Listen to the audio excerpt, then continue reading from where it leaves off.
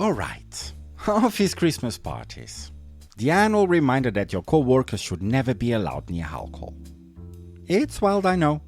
All here everyone's pretending to be professional, and then December hits, and suddenly HR is praying for their lives. And yes, festive season, short episodes, but more episodes. By now I'm basically the bitchy voiceover of your holiday trauma. You're welcome. But honestly, work Christmas party are a different universe. People who can barely say good morning in June are suddenly hugging you like you survived war together. People who don't answer emails now want to take tequila shots with you. You walk in and instantly you can feel the chaos brewing. The awkward music, the warm white wine, the cheap decorations that look like they were stolen from a primary school. And the manager pretending they are one of the cool people. A lie. A delusion. And you know the night is going to be a disaster. And then someone says, let's take a group photo before everyone gets drunk. Mate, everyone is already drunk, including you. Anyway, well, let's talk about the night where reputations go to die.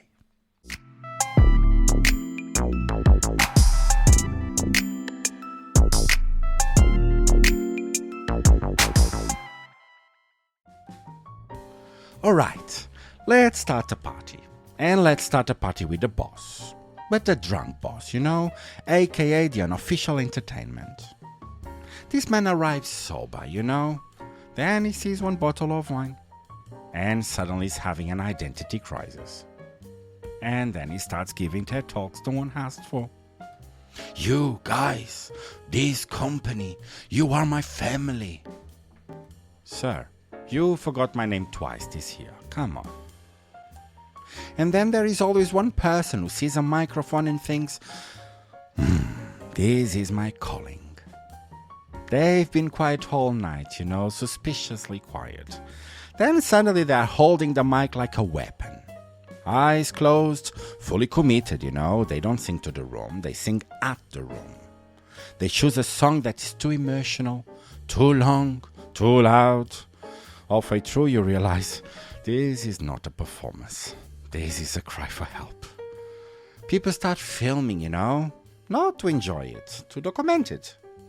And when it finally ends, everyone claps way too hard. Not because it was good, because it's over. And then we have the office flirt, All here, they are normal. December, one sip of Prosecco, and suddenly they are Casanova.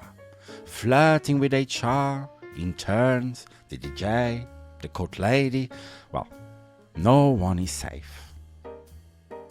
And then there are the oversharers. The people who treat the Christmas party like an emotional confession booth. You ask them a simple question, So, how's work been? Big mistake.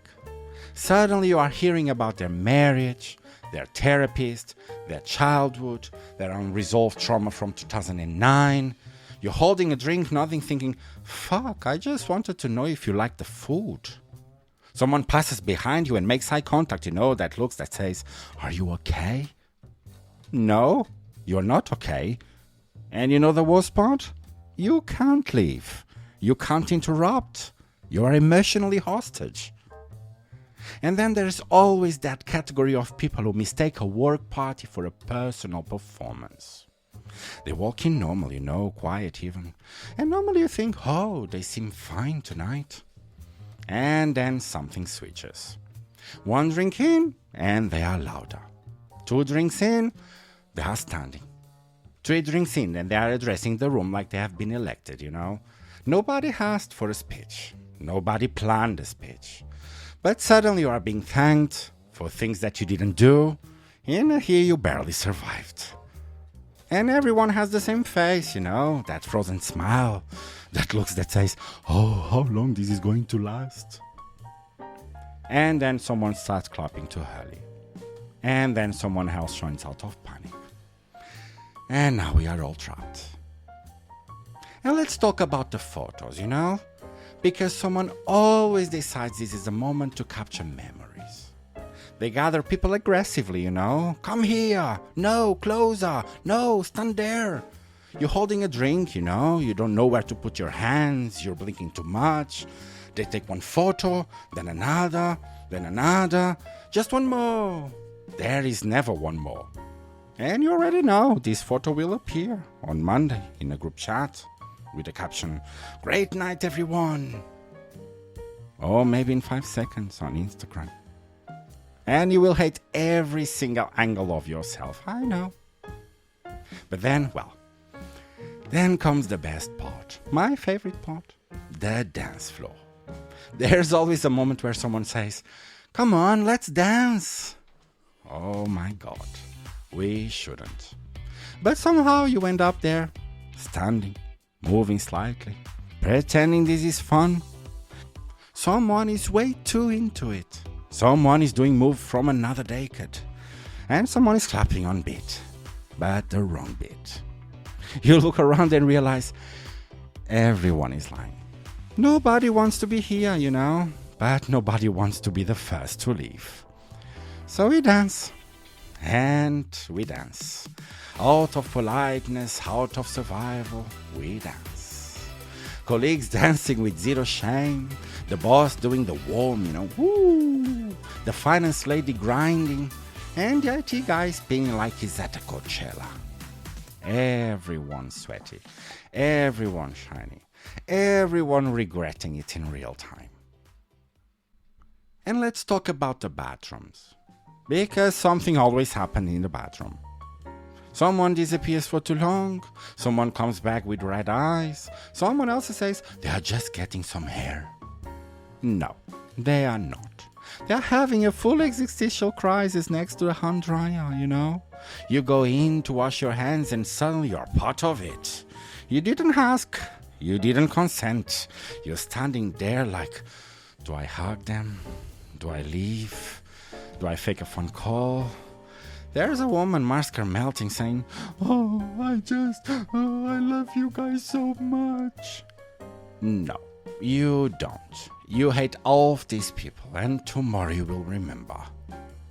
And then there's everyone else. The survivors. The people who just observe. Smiling, cutting minutes. Well, you are checking the time without checking the time. You're already planning your exit speech in your head. You send message like, "Are you still here? How bad is where you are?" You lock your eyes with someone across the room. No words, just understanding. This is not fun. This is endurance. And then comes the worst part. The fake hugs at hand. People who avoid you all here, now hugging you like you donated a kidney. We should totally get coffee sometime. No, we shouldn't, Rebecca. Let's keep lying to each other at work like normal adults. And the next day, the real hell. The office walk of shame, People avoiding eye contact.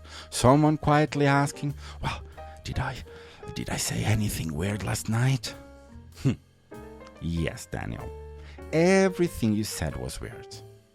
And before anyone says anything, yes, I've been all these people at some point.